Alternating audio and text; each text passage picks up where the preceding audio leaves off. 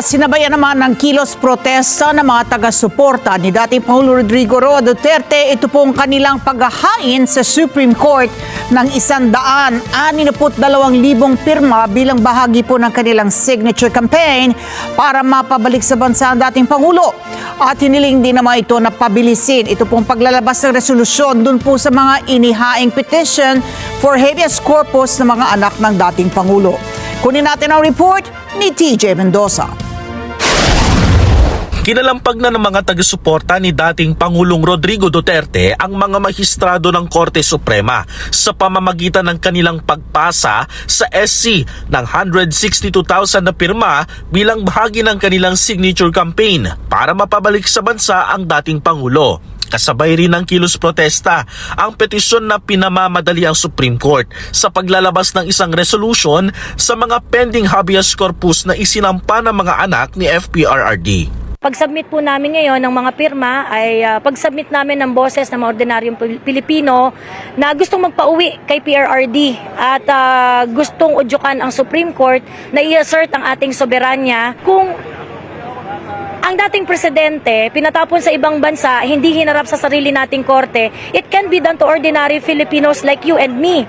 Sabay ng confirmation of charges laban kay dating Pangulong Rodrigo Roa Duterte sa International Criminal Court sa The Hague sa the Netherlands, hati pa rin ang opinyon ng mga Pilipino laban sa kahihinatnan ng dating Pangulo.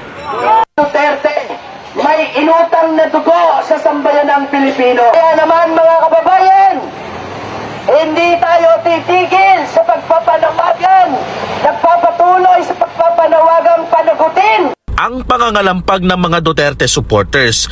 Tinapatan naman ng mga nagsasabing naging biktima sila ng karahasan noong nakaraang administrasyon. Ang kanilang apela, dinala nila sa harap ng tanggapan ng Department of Justice para sa mga unionista na nagkilos protesta. Makatarungan raw na nakulong sa ICC ang dating Pangulo, lalo pat hindi raw nila nakakabit ang hustisya dito sa bansa. Nawagan natin ay makonvict, tuluyan niyang kaharapin, pagdusahan. Dahil ang mga pamilya ng biktima ng extrajudicial killing sa ilalim ng war on drugs, hanggang ngayon nagdudusa. Kami hanggang ngayon nagdurusa. Malungkot na nagdurusa hanggang ngayon. Yung mga pinaslang, wala pang kahit ni isa na nagkaroon ng hustisya at katarungan. Kaugnay niyan, wala pang inilalabas na pahayag ang Korte Suprema sa mga resolusyong hinihintay hinggil sa habeas corpus petition.